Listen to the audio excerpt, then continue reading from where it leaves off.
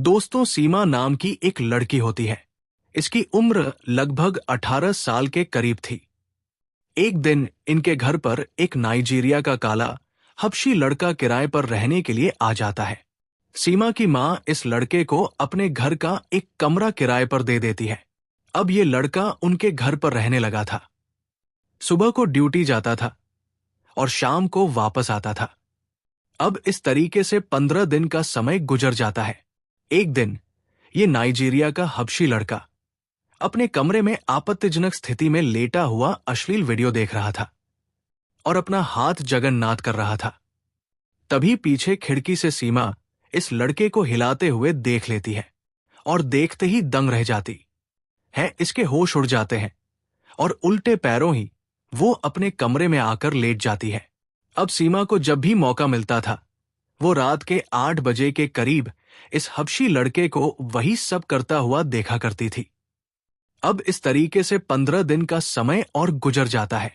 एक दिन सीमा इस हबशी लड़के के साथ कुछ ऐसा कर देती है जिसकी किसी ने कल्पना भी नहीं की थी। जी हां दोस्तों, आज की इस घटना को सुनने के बाद शायद आप लोगों को भी बड़ी हैरानी होगी।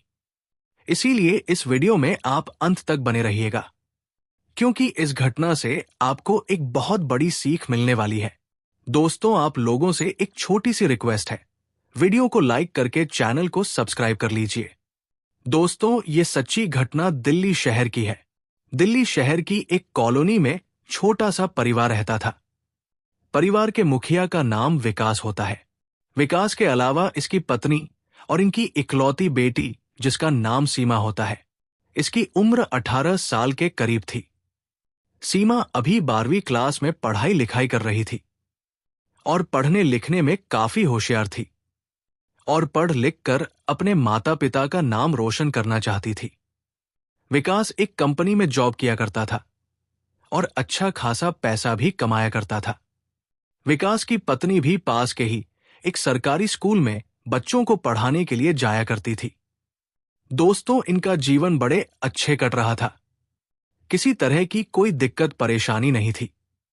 विकास जिस मकान में रहता था उस मकान में 3 फ्लोर बने हुए थे। फर्स्ट फ्लोर में विकास अपने परिवार के साथ खुद रहता था और दूसरे तीसरे फ्लोर को किराए पर दिया करता था। सेकंड फ्लोर अभी खाली था।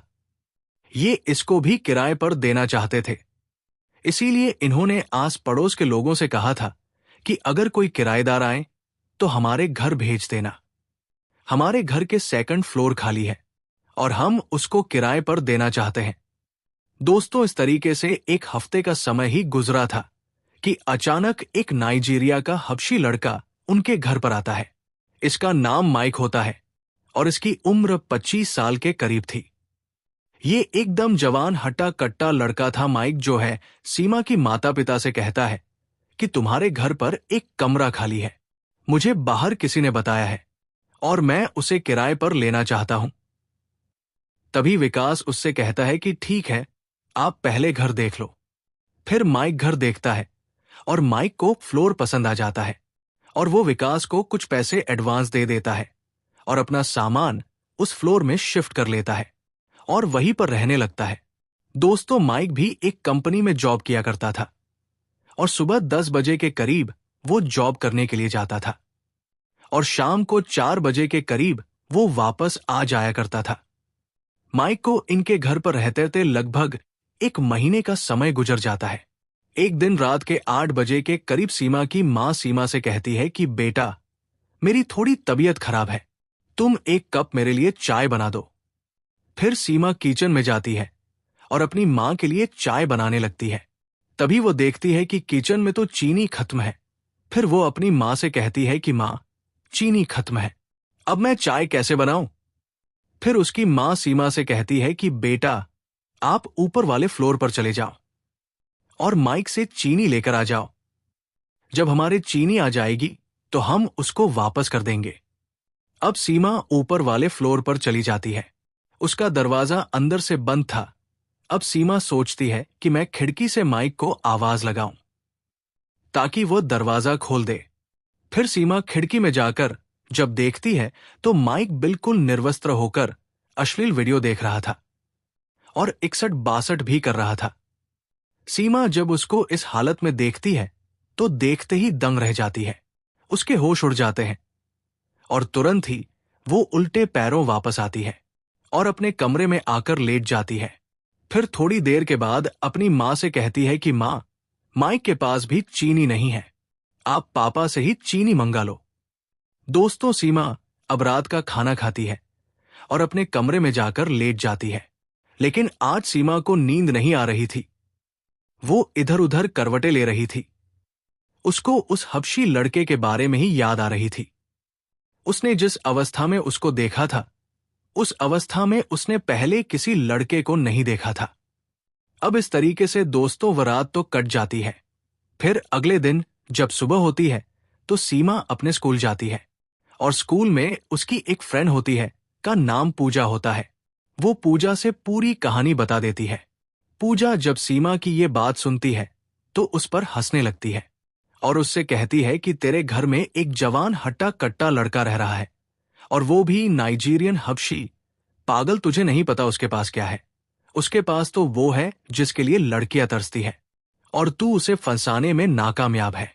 अगर तू अपने प्यार के जाल में फंसा लेती है तो वो लड़का तुझे जन्नत की सैर कर देगा। वो सारी खुशियां देगा जो तुझे पहले कभी नहीं मिली होगी। अब सीमा पूजा की पूरी बात समझ जाती है और वो यही सोचने लगती है कि वो माइक को अपने प्यार के जाल में फंसा कर ही रहेगी। अब इस तरीके से दोस्तों स्कूल की छुट्टी हो जाती है। सीमा अपने घर आ जाती है और शाम का खाना खाती है और अपना होमवर्क करती है। उसके बाद अपने कमरे में जाकर लेट जाती है। दोस्तों, सीमा को जब भी मौका मिलता था वो रात के 8 बजे के करीब अपने ऊपर वाले फ्लोर पर जाती थी और माइक को नग्न अवस्था में खिड़की से झांक कर देखा करती थी। अब इस तरीके से 15 दिन का समय गुजर जाता है। एक दिन सीमा माइक को चुपके से देख रही थी। वो अश्लील वीडियो देख रहा था और अपना हाथ भी चला रहा था। तभी माइक को कुछ शक हो जाता है और सोचने लगता है कि मुझे कोई चुपके से देख रहा है। तभी माइक खिड़की की तरफ देखता है तो उसको सीमा चुपके से देख रही है। अब सीमा तुरंत ही वहां से भाग जाती है और अपने कमरे में आकर सो जाती है। दोस्तों, अगले दिन जब सुबह होती है तो सीमा अपने स्कूल नहीं जाती है और अपने माता पिता से कहती है कि आज मैं स्कूल नहीं जा सकती क्योंकि मेरी तबीयत थोड़ी खराब है। उसके माता पिता कहते हैं कि ठीक है बेटा, तुम घर पर ही आराम करो। अब माइक को भी पता लग जाता है कि सीमा ने अपने स्कूल की छुट्टी मारी है और आज पूरा दिन वो घर पर ही रहेगी। अब माइक भी अपने ऑफिस की छुट्टी मार लेता है और सोचने लगता है कि आज वो सीमा से बात करके ही रहेगा। अब 11 बजे का समय होता है। माइक नीचे से ऊपर, ऊपर से नीचे करने लगता है और सीमा से बात करने की कोशिश करता है। अब सीमा भी माइक से बात करने की कोशिश कर रही थी।